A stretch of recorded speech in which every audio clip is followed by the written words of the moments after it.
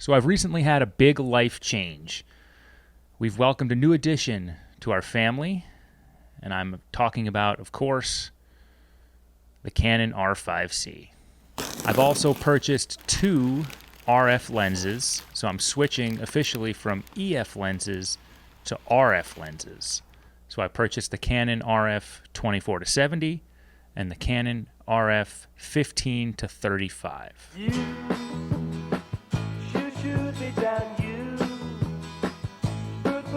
And today, I'll tell you all about my decision to purchase the Canon R5C, why I picked this over the new C50, over the new R6 Mark III, and why I decided to finally switch from EF lenses to Canon's new RF lenses. I'm actually going to still keep 2 of them, and I'll tell you which ones later. Alexander Manelli bought the Canon R5C and RF lenses in the winter of his 40th year. He purchased them previously owned, something he always noted when introducing them. This is the R5C. I bought it used. In 2010, he began using Canon EF lenses. Over the next decade and a half, he bought and sold a variety of them, and then separated from EF in 2025. Do you still love us? Yes, of course I still love you.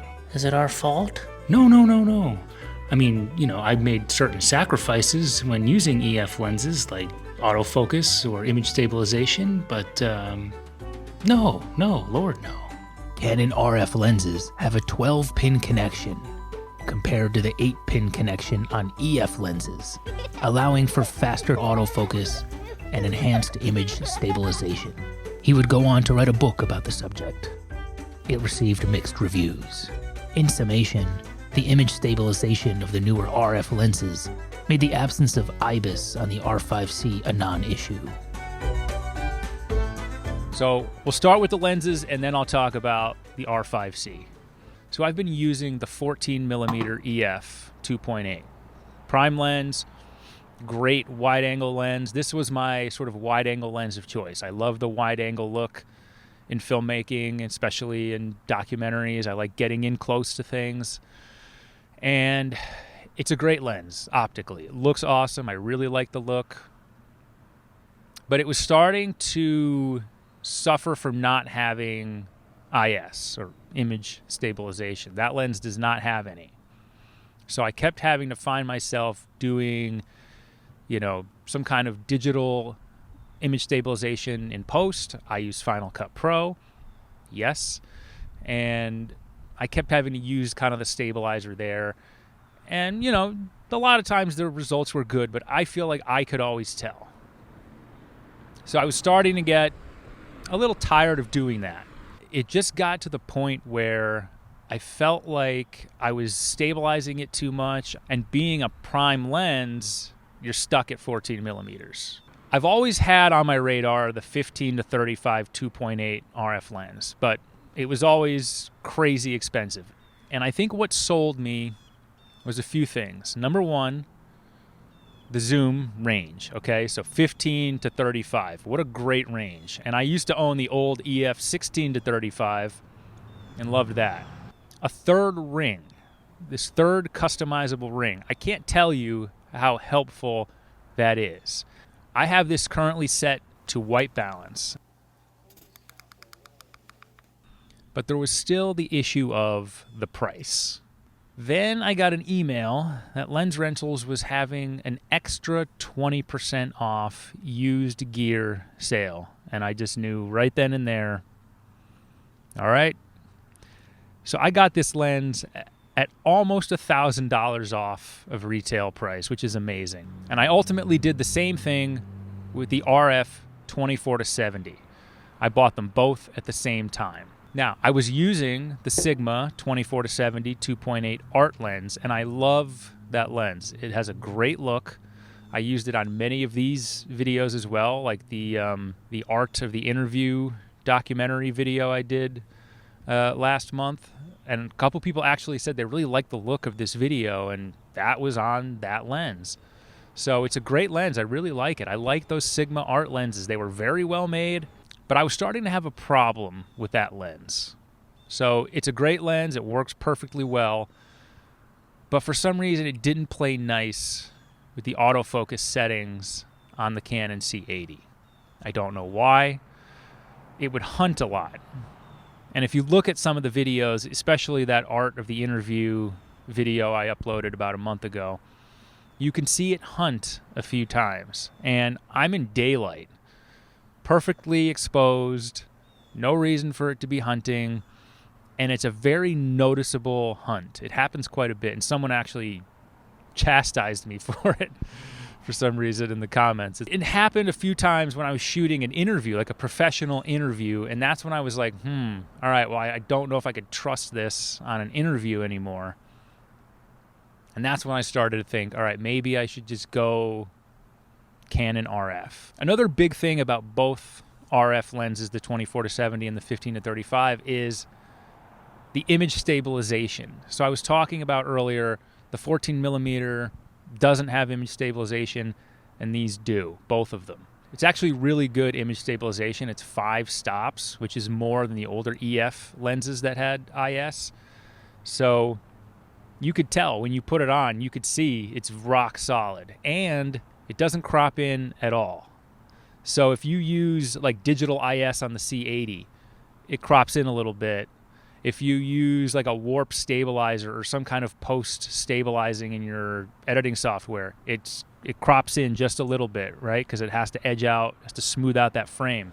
So to have that much stabilization in your lens and not lose that full frame look at all, not lose any part of your frame, to me, that's huge. So all of those things, the image stabilization, the third customizable ring, the fact that they're RF, so they're native to this camera, and the price. I got them for an amazing price.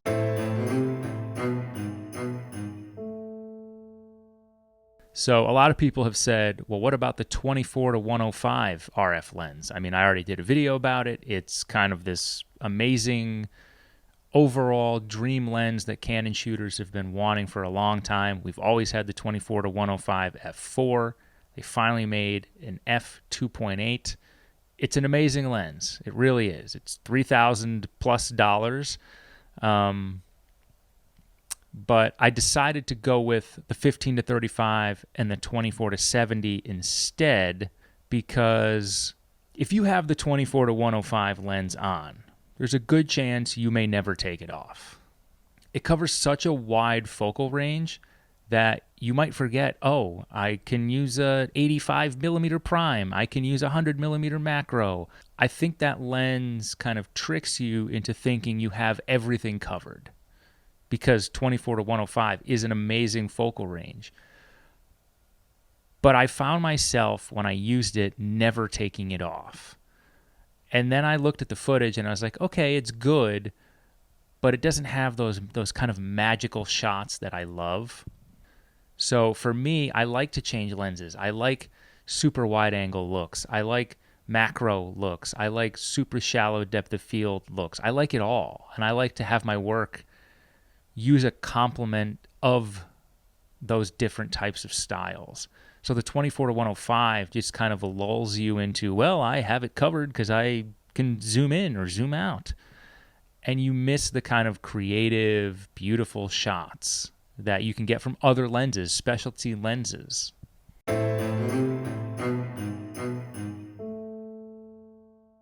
So now I'm selling all of my EF lenses except 2. Which 2 and why? I'm going to save, for the time being, my Sigma 50mm 1.4 art lens. I shot a lot of things with this lens. I shoot a lot of these stand-up talking head YouTube videos with it. I love these Sigma art lenses, like I said. So I'll be keeping that one. I might sell it at some point. Once I start using more of the, RF primes, some of the VCMs that have come out, that one might get sold. But the one I will not sell, the one that will stay with me forever, is the Canon EF 35mm 1.4 Mark I, the original version from the 90s, talked about this lens a lot. It's just such a beautiful, soft, dreamy lens. And I know I'm always going to want it. I'm always going to want to pull it out at some point and use it on something for some reason. So I'll be keeping those two EF lenses for the time being.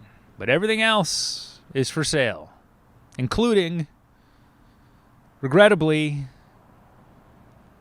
my Canon C200 cinema camera. I told myself I was not ever going to sell this camera. I shot my last feature documentary on this, which was released nationwide by PBS and is on the PBS Documentaries Amazon channel. It was a very meaningful film and a very meaningful experience for me. So it was something where I wanted to keep the camera as this kind of token, even if I wasn't going to use it, just to have it. But yeah, so that will be for sale.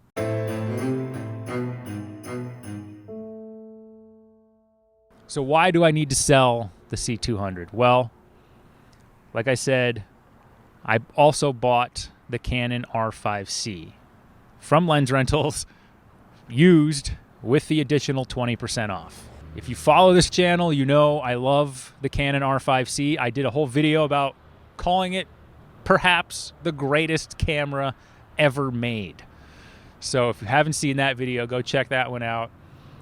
Basically, it is the Bo Jackson of cameras. It's an amazing stills camera. It's basically the Canon R5, and it's an amazing cinema camera. It's got the cinema menu, shoots 8K video in RAW and in 422 10-bit. Just an amazing camera. I fell in love with it, and it was on my radar. I was going to buy it. And then a bunch of cameras were announced. The Canon C50, which a lot of people are saying is the replacement for the R5C. And then we got the R6 Mark III, the same sensor as the C50, but a more photography-focused camera. And I decided to go with the R5C over all of them. It's my new B cam, but not just a B cam. I'm going to use it for photography a lot. And whether I'm using it for photography or as a B cam in an interview or on a shoot, it was the only one of all of those cameras that could do everything I wanted it to do. Let's start with the C50. That was announced first. Everyone just assumed, well, the C50, it's an R5C replacement, of course. Similar size, shoots photo and video, it's a hybrid. However, I don't believe that is a true replacement to the R5C because it's not a photo-centric camera at all. It's not a hybrid camera. It's a cinema camera that can take some photos. Doesn't have a mechanical shutter, doesn't have a viewfinder, and it just felt like Canon threw it in there to me, but I really wanted stills. I wanted to shoot photography. I wanted to do more of that. I love photojournalism. I love just going to events or going in public and getting candid photos of people or places, and the C50 was just not the camera for that. It's an amazing looking cinema camera, and if I'm going to say, cinema video alone, it's probably better than the R5C. I mean, it has C-Log 2, it has open gate, but it was the lack of photography, which is what kind of kept me away from it. Then the R6 Mark III gets announced, and this really got my attention, and I was really thinking about pre-ordering this because here we go. Same sensor, 7K, open gate, full frame, but in a more photography-focused camera. So here we go, right? This is what I wanted. Except it's not. Because... All right, hello. Just cutting in real quick to let you know I was going to talk about the Canon R6 Mark III in comparison to the Canon R5C, why I picked the R5C instead. However, I will have an R6 Mark III in my hands tomorrow. So I thought a separate video would be better. I'll go a little more in depth and tell you why I chose the R5C and what I like about both, what I don't like about both. So I'll go more in depth. Subscribe, stay tuned for that video coming out sometime in December. So yeah, all right, back to the video.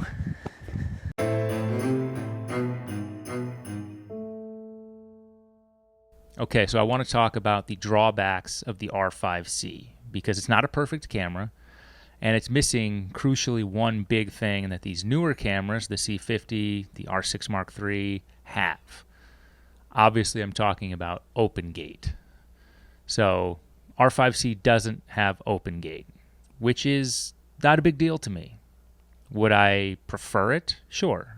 Would it be great if Canon offered a firmware update for the R5C that had open gate? Of course. They're adding it to the C400. Hopefully they add it to the C80. I can see why they're not adding it to the R5C because it might compete too much with the C50 or the R6 Mark III. The reason I'm not too upset about the lack of open gate on the R5C is because it's an 8K sensor.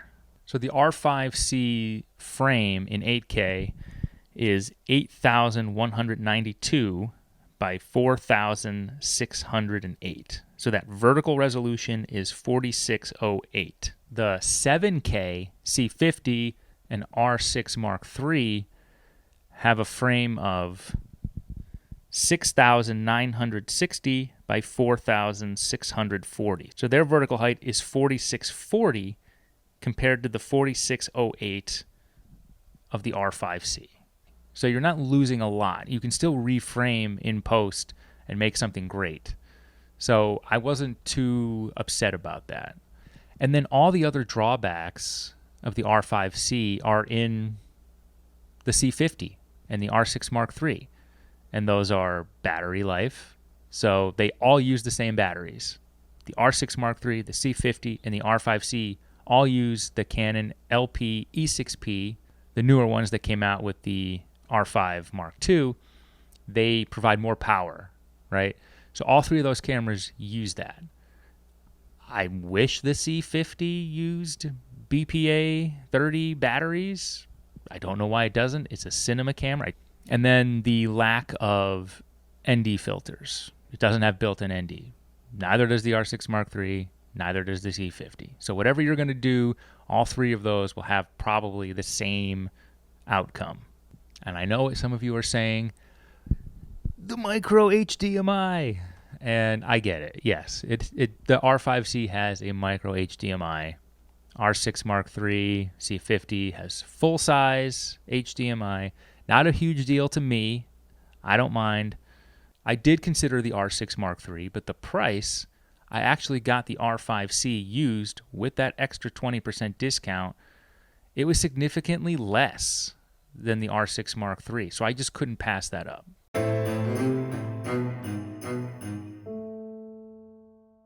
So there you have it.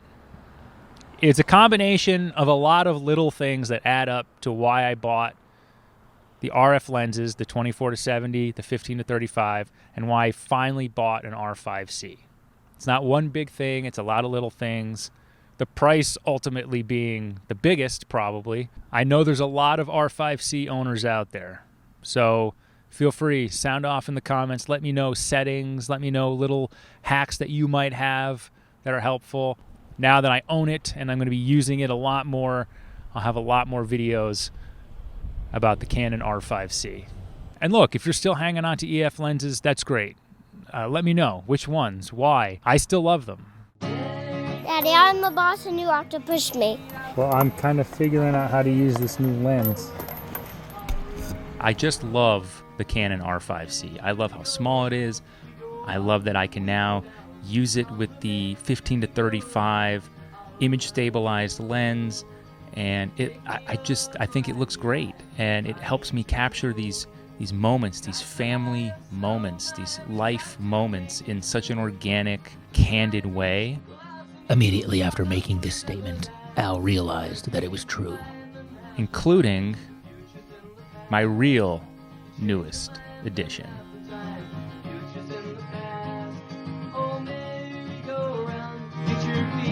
Off the ground on the merry-go-round. I'll love